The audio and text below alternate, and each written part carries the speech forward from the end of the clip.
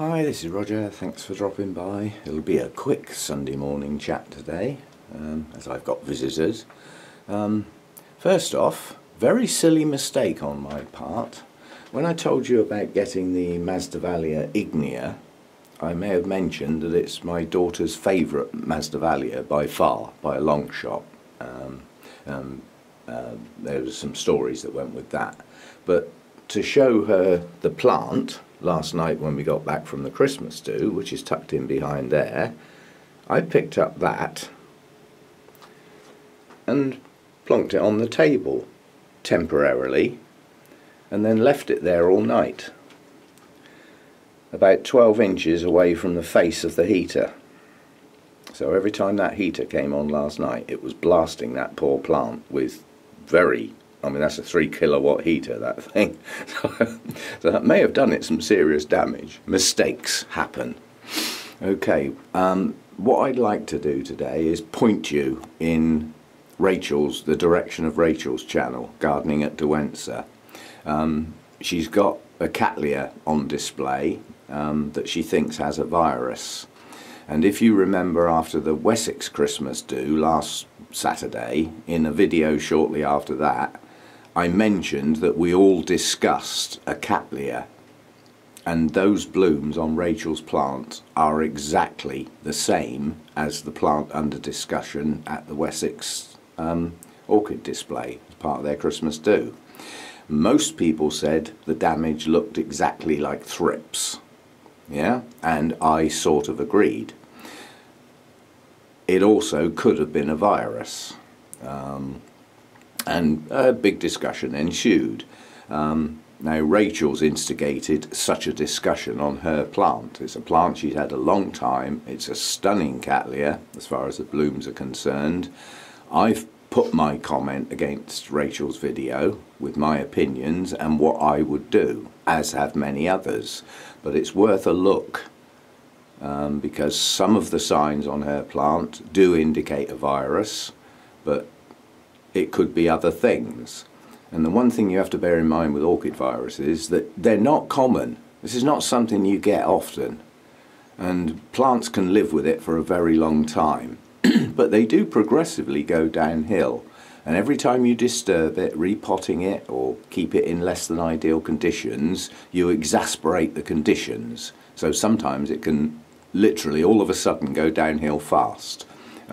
There's only one sure way of telling, and that's a test, and they cost quite a lot of money.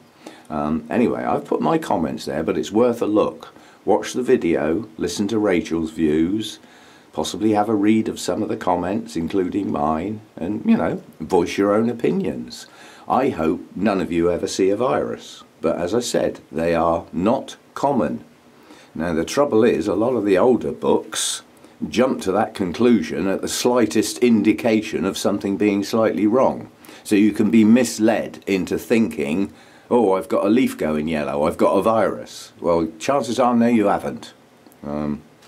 Anyway, worth a look. Go and have a look at Rachel's channel, Gardening at Derwentsa, and have a look at the video on her King of Taiwan Cattleya, which is probably exactly what it says on the tin. It is the king of Cattleyas. It's one of the best there is.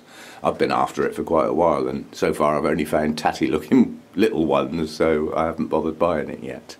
My little Cattleya cernua took a trip out yesterday, and the Bournemouth Orchid Society has something a bit special at the Christmas do. It has a people's vote. Now that's a bit of a sore point in the UK at the moment, the actual phrase people's vote, but I'm not going into that. Don't do politics. But it just made it yesterday. You know, today this first spike's going, so it just about made it. But they did the results of the people's vote, which is just literally you take a blank piece of paper, all the plants on display have got a number on them, and you just write the number of your favourite and you know, put it in a box, and then they add them all up and make their awards. And as they did the people's vote, I was joint third with this, which I was quite pleased about, because in a sort of general purpose people's vote, this may not be a stunning plant, you know, compared with, say, something that had blooms like that sticking out the top. you know, so that's just a general opinion. But then I was really surprised, because when it got to the actual competitive stuff, which is done by formal judging using the proper BOC/RHS rules applied rigorously, in the section that I go in, which is the open class, you know, it got to third, didn't get anything, felt a little disappointed, and then it got to second, and then it got to first. Yay! And that's part of it, you know, that's quite nice to get one of those.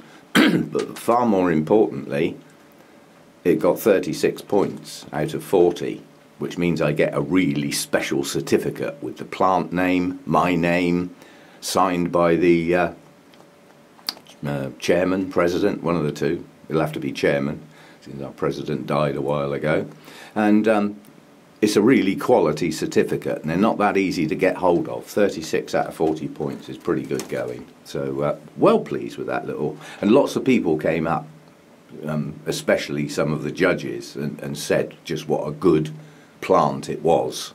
And they had a job to fault it on the grounds there's not a mark on any leaf anywhere. It's obviously got good progression. It has grown over the years into what it is now, and it was a good blooming. So yeah, did really well. Anyway, just a quick video for today, and I'll get back to some form of normality tomorrow, although I've got an hour's dental appointment in the middle of the day. I've my teeth poked about, great fun. And I'll see you next time. Thanks for dropping by.